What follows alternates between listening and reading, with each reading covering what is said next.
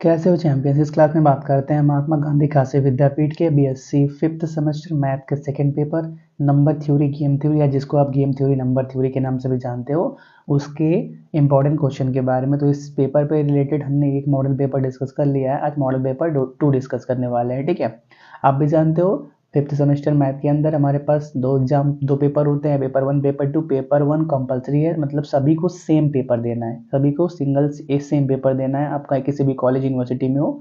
लेकिन जो पेपर 2 है उसके लिए आपके पास 3 या 4 ऑप्शन है। ठीक है, तो जिनका भी paper number theory game theory है वो इस पेपर को ऑब्जर्व कर सकते हो। ठीक है, अगर आपका पेपर कोई दूसरा है तो आप प्लीज़ इसको छोड़ देना। ठीक है, क्योंकि हम सिर्फ particular number theory game theory paper के इंपॉर्टेंट क्वेश्चन की बात करने वाले हैं। एक बात और, ये जो क्वेश्चन है ना, ये डिफरेंट यूनिवर्सिटी के क्वेश्चन पेपर से लिए गए हैं। ठीक है, जो एग्ज़ाम हो रहे हैं, जिस भी यूनिवर्सिटी का एग्ज़ाम हो चुका है उनके पेपर में जो भी इंपॉर्टेंट क्वेश्चन थे वहाँ से लिए गए हैं। ठीक है, इसलिए ये करंट डिफरेंट डिफरेंट यूनिवर्सिटी में क्वेश्चन आए हुए हैं। तो चलिए स्टार्ट करते हैं। बात करते हैं क्वेश्चन नंबर 1 के बारे में। If A is divisor of C and B is divisor of C with the greatest common divisor of AB equal to 1, then so that AB is divisor of C। ठीक है, तो देखो हमको एक दो बातें दे रखी है कि A divisor of C and B is divisor of C, मतलब C is equal to AM और C is equal to BN होगा, जहाँ पे MN क्या है, कोई भी इंटीजर है। ठीक है, और क्या दे रखा है, जीसीडी ऑफ ए बी क्या है, 1 के बराबर। मान लेते हैं लेट आर और एस भी कोई दो नंबर है in the set of integer such that a r plus b s equal to 1 होने वाला है। अब दोनों साइड सी से मल्टीप्लाई कर दिया तो ये हो गया। अब करते क्या है, यहाँ पर देखो सी इज इक्वल टू, थोड़ा सा रुको यहाँ पे, हाँ ठीक है, यहाँ पे देखो ए आर सी है ना। अब सी इज इक्वल टू क्या रख दो, यहाँ से बी एन रख दो, यहाँ पे बी एन रख दिया सी इक्वल टू, और सी इक्वल टू ए एम है तो यहाँ पे ए एम रख दो। ठीक है, यहाँ पे सी इक्वल टू ए एम रख दो, इक्वल टू ये आ गया।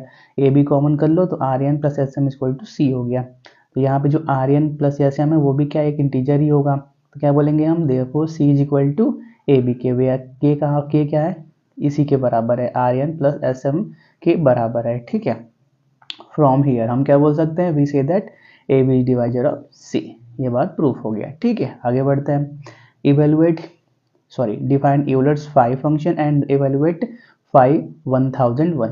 तो पहले डेफिनेशन देख लेते हैं यूलर्स फाइव फंक्शन का। तो any positive integer the Euler function of n denoted by phi n and defined as number of positive integer relative to prime number n not exceeds n। ठीक है, next five 1001 का value निकालना, तो बस इसको factorise कर दो।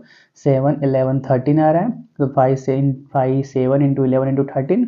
अब हम फॉर्मूला जानते ही हैं कि फाइव यम इंटू एन कितने के बराबर होता है, 5m इंटू 5n के बराबर होता है। तो हमारा 5 7 इंटू 11 इंटू 30 किसके अंदर कन्वर्ट हो जाएगा, 5 7 इंटू 5 11 इंटू 5 13 के अंदर। अब हम जानते हैं अगर हमारे पास 5 n का वैल्यू निकालना है और n क्या है, हमारे पास प्राइम नंबर है, तो कितने के बराबर होता है, डायरेक्टली n माइनस 1 के बराबर होता है।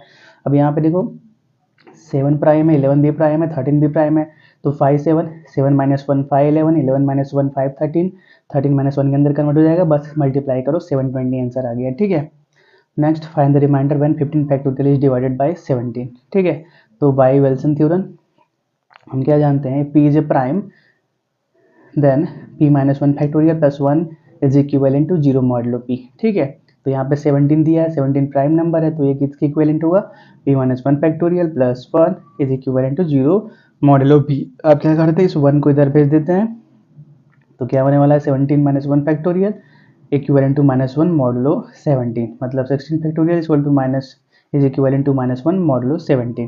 ठीक है, 16 फैक्टोरियल क्या लिख सकते हैं, 16 into 15 factorial equivalent to minus 1 modulo 7, मतलब क्या 16 into 15 factorial 17 minus 1 modulo 7।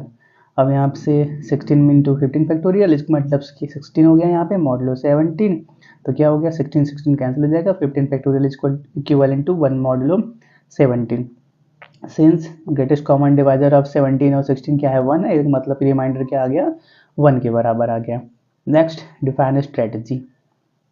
A strategy refers to the course of action which is required to achieve the objectives of an organization and implement its goal। There are following two types of strategies। strategy दो type के होते हैं, pure और mix. पहले pure strategy.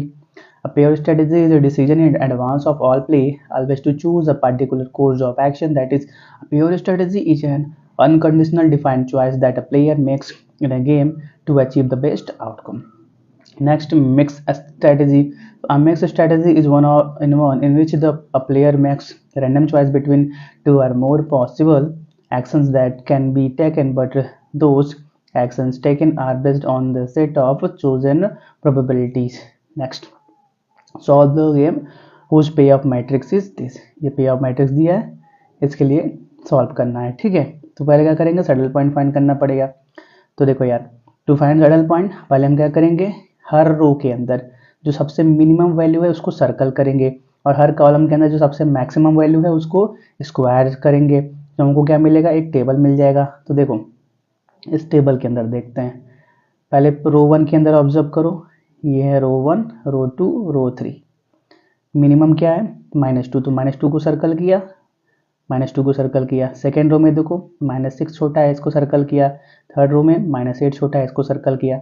अब column में देखो, पहले कॉलम में देखो सबसे बड़ा कौन है, -2, -5 में से -2, तो इसको सर्कल किया, स्क्वायर किया। अब इसमें कौन सा बड़ा है, 20 बड़ा है, इसको स्क्वायर किया। इसमें कौन सा बड़ा है, -2 बड़ा है, इसको स्क्वायर किया। तो देखो यार, जहाँ पे सर्कल और स्क्वायर दोनों एग्जिस्ट करते हैं साथ में, वही सैडल पॉइंट होता है।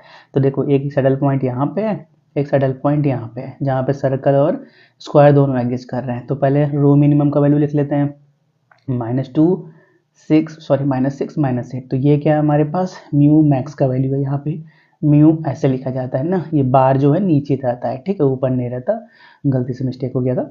और कॉलम मैक्सिमम का वैल्यू ये है, जिसके अंदर ये दोनों क्या है हमारे पास, व्यू मीन का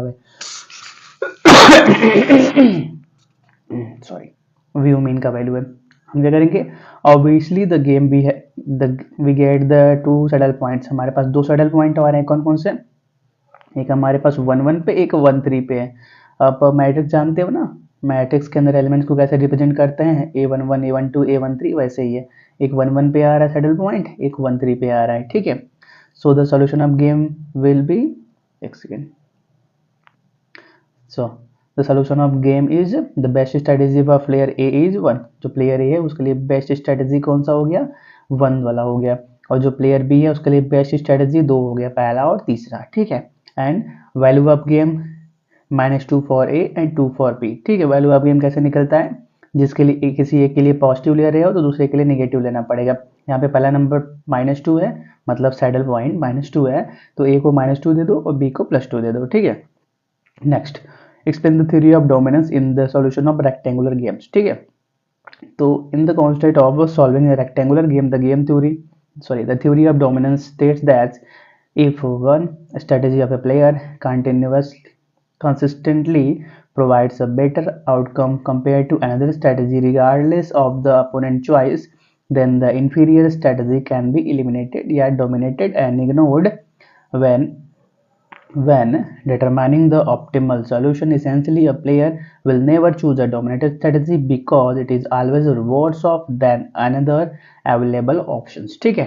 तो इन्हीं के साथ हमारा ये पेपर कंप्लीट होता है। हम जल्दी मिलते हैं आपको नए मॉडल पेपर के साथ, ठीक है। तब तक के लिए thanks for watching, have a nice day.